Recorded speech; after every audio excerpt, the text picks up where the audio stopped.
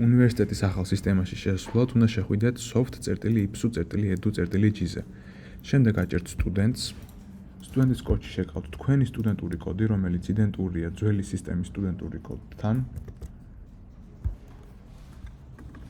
პაროლში წერთ თქვენ პირად ნომერს. სისტემაში პირველად შესვლისას პროგრამა მოგთხოვთ ახალი პაროლის დაყენებას.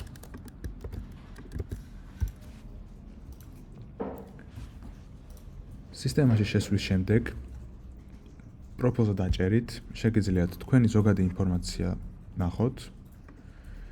აკადემიურ მოსწრებაში არის თქვენი ტრანსკრიპტი, ანუ ყველა საგანი, რომელიც გავლილი გაქვთ, თქვენი სემესტრული და სრული GPA. აკადემიურ ცხრილში ახალი საგნები გამოგიჩნდებათ, მას შემდეგ, რაც დარეგისტრირდებით და აირჩევთ ჯგუფებს, ანუ გაივლით მეორე ეტაპის რეგისტრაციას.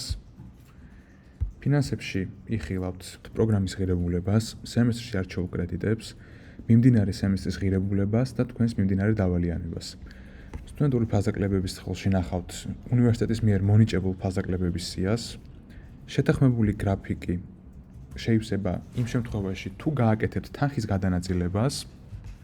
დარიცხვების ცხრილში ნახავთ უნივერსიტეტის მიერ დარიცხულ თანხებს და ჩარიცხვების ცხრილში ნახავთ თქვენს მიერ შეტანილ თანხებს. განცხადებების გვერდზე ახალი განცხადების დამატებით შეგიძლიათ განცხადება გაუგზავნოთ უნივერსიტეტს. ხოლო უნივერსიტეტის მიერ დაბრუნებულ პასუხს თქვენს განცხადებაზე იხილავთ იგივე გვერდზე, იგივე განცხადებაში.